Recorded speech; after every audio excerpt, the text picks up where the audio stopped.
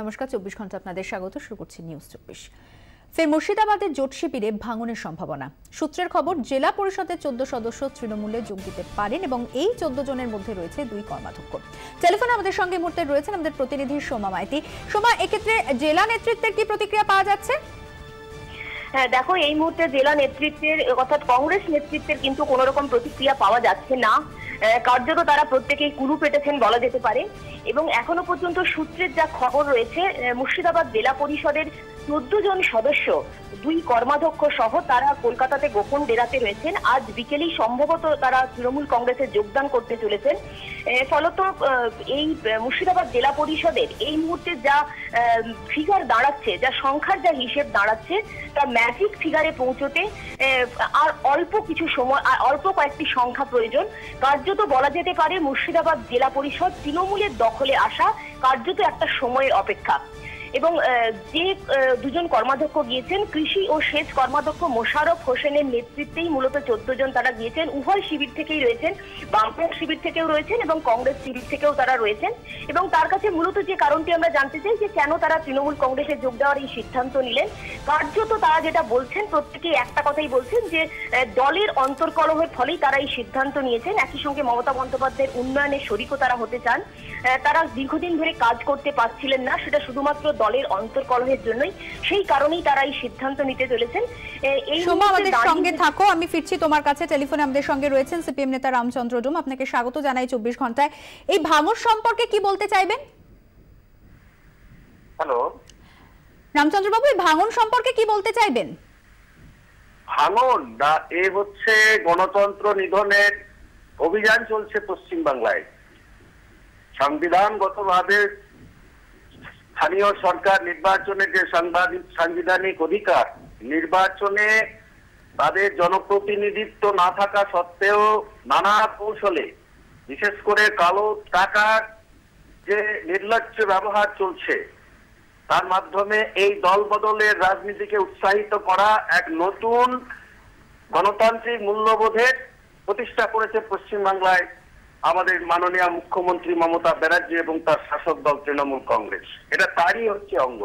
সারা রাজ্যে বিরোধীদের নিশ্চিহ্ন করার জন্য এই যে লাগামহীন ভাবে, নির্লজ্জ ভাবে এই অভিযান চলছে, এ হচ্ছে অত্যন্ত বিপজ্জনক খেলা। গণতন্ত্র নিধনের এক চরম অভিযান চলছে পশ্চিমবাংলায়, এ তারই হচ্ছে অঙ্গ। রামচন্দ্রবাবু, আরো একটি বিষয় জানতে চাইবো যে এই দল বদলের ক্ষেত্রে তাদের বক্তব্য যে মূলত দলের অন্তর্দ্বন্দ্ব এবং মুখ্যমন্ত্রীর উন্নয়ন কর্মসূচি, এই জন্যই তারা দল ছাড়ছেন। মুখ্যমন্ত্রীর তথাকথিত উন্নয়নের বন্যা, সেটা তাদের ভাষ্য, কিন্তু এটা উন্নয়নের সঙ্গে কোনো সংযোগ নেই। দলের আভ্যন্তরীণ বিবাদ বিসম্বাদ সেসবের বিষয়ে এটা নিয়ে আমার কোনো মন্তব্য নেই। কিন্তু যা চলছে পশ্চিমবাংলায় দল ভাঙানোর যে খেলা, এর পিছনে গভীর ষড়যন্ত্র এবং বিরোধীদের নিশ্চিহ্ন করা, নিকেশ করার এই হচ্ছে একটা ব্লুপ্রিন্ট। সেই নীল নকশা অনুযায়ী তারা এই কাজ করে যাচ্ছেন বিরোধী শূন্য করার জন্য। এবং এটা স্বৈরতান্ত্রিক পদক্ষেপ, চাষিবাদী কায়দায় এই কাজ চলছে। অবিলম্বে এই অভিযান বন্ধ হোক। গণতান্ত্রিক মূল্যবোধ যদি। ধন্যবাদ রামচন্দ্র বাবু। টেলিফোন আমাদের সঙ্গে রয়েছেন আমাদের প্রতিনিধি সোমা মাইতি। সোমা, যে বিষয়টি তুমি তুলে ধরছিলে,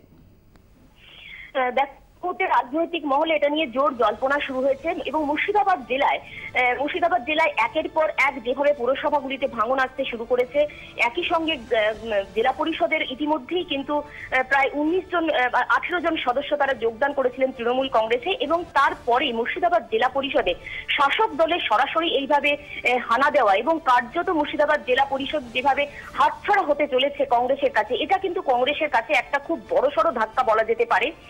দীর্ঘদিন ধরে মুর্শিদাবাদ জেলা পরিষদের অধীর গড় অটুট থাকলেও অধীর গড়ে যে একটা জোর ধাক্কা পেতে চলেছে, এটা কিন্তু কার্যত বলাই যায়। এবং কংগ্রেসের নিচুতলা যে সমস্ত কর্মী সমর্থকরা রয়েছেন, তাদেরও কিন্তু ধীরে ধীরে মনোবল ভাঙতে শুরু করেছে। সেই জায়গায় কংগ্রেস নেতৃত্ব কিন্তু কোনোভাবেই প্রতিক্রিয়া দিচ্ছেন না, বা এই কর্মীদের মনোবল কিভাবে চাঙ্গা করা যায় বা নিজের গড় কিভাবে অটুট রাখা যায়, নিজের সাম্রাজ্য কিভাবে ধরে রাখা যায়, তার কিন্তু কার্যত কোনো রকম প্রচেষ্টা দেখা যাচ্ছে না। এবং শাসক শাসক দল যেভাবে থাবা বসাতে শুরু করছে একের পর এক কংগ্রেস এবং বাম শিবিরগুলোতে, সেটা কিন্তু আগামী দিনে মুর্শিদাবাদ জেলা কার্যত বিরোধী শূন্য হয়ে যেতে পারে, এমনটাই মনে করছেন কিন্তু রাজনৈতিক মহল। সোমা, সঙ্গে থাকো, ফিরছি তোমার কাছে। টেলিফোনে রয়েছেন কংগ্রেস নেতা আব্দুল মান্নান। মান্নানদা, স্বাগত জানাই 24 ঘন্টা। কি বলতে চাইবেন দলের এই ভাঙন সম্পর্কে? এটা একটা দলের ভাঙন, এটা একটা স্বৈরাচারী সরকার রাজ্যে বিরোধী শূন্য সরকার রাখতে চায়, সেটা জনগণের হাতে হচ্ছে না। 2,15,00,000 ভোট জনসাধারণ দিয়েছে বিরোধী পক্ষকে। এত সস্তায় জনগণের এটাকে স্তব্ধ করতে পারবে না। কিছু লোককে ভয় দেখিয়ে, কিছু লোককে মিথ্যা মামলা দিয়ে, কিছু লোককে লোভ দেখিয়ে, টাকা দিয়ে এইসব করে ভাবছেন যে বিরোধী শূন্য করবো। মুর্শিদাবাদে কদিন আগে ইলেকশন হলো, তাতে 22টা লোকসভা বিধানসভার মধ্যে 10টা জিততে পারেনি। তারপরেও সেখানে এইভাবে জনগণের রায়কে উপেক্ষা করে একটা স্বৈরাচারী সরকার যেটা করছে, আগামী দিনে এই স্বৈরাচারী সরকার বিরুদ্ধে আরো তীব্র জনমত তৈরি হবে, আরো তীব্র লড়াই হবে। মানুষ ওদের চেহারাটা বুঝতে পেরেছে, জনগণের উপর নির্ভরশীল নয়। পুলিশ প্রশাসন দিয়ে ডিএম এবং এসপি সেখানে নেমেছে ওদের সব দল ভাঙাবার জন্য, বিরোধী পক্ষকে শূন্য করার জন্য। এইভাবে একটা স্বৈরাচারী সরকার যে কাজ করছে তারই এটা ফল। এটাতে আমরা ভীত নয়, মানুষের উপর আমাদের আস্থা আছে, মানুষের বাড়ছে। এত যদি মুখ্যমন্ত্রী নীতিবাগী নীতি আদর্শের কথা বলেন, তাহলে তাদের বলুন যে দলের টিকিটে তারা জিতেছে সেই দলের টিকিট ছেড়ে দিয়ে, সেই দলের যখন ছেড়ে দিচ্ছেন পদত্যাগ করে জনমতের রায় নিয়ে চলে আসুক, তাহলে বুঝবো যে বুকের পাটা আছে। সেইটা দিদিমণি নেই। তাই একটা এমএলএ কে তার দলের লোকেরা যখন বললেন যে আমাদের দলে যোগ দিয়েছে, সেই এমএলএ ভয়েতে চিঠি লিখে পাঠাচ্ছেন জনমতের ভয়েতে যে আমি তৃণমূলে যোগ দিইনি, কংগ্রেসে আছি। তো এইরকম যখনই আমরা শোকজ করছি তখনই তাদের বলছেন যে আমরা জনগণের রায়ের নির্বাচিত হয়েছি কংগ্রেসের দ্বারা এবং কংগ্রেসে আছি। সাহস করে বলতে সাহস পাচ্ছে না। এই সমস্ত অনেক ধন্যবাদ মান্নানদা।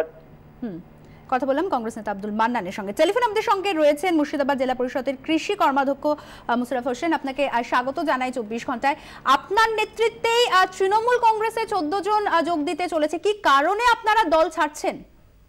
হ্যাঁ, আমরা মুর্শিদাবাদ জেলায় ক্ষমতা আসার পর কংগ্রেস পরিচালিত মুর্শিদাবাদ জেলা পরিষদ হওয়ার পর আমরা সেইভাবে উন্নয়নটা করতে পারিনি।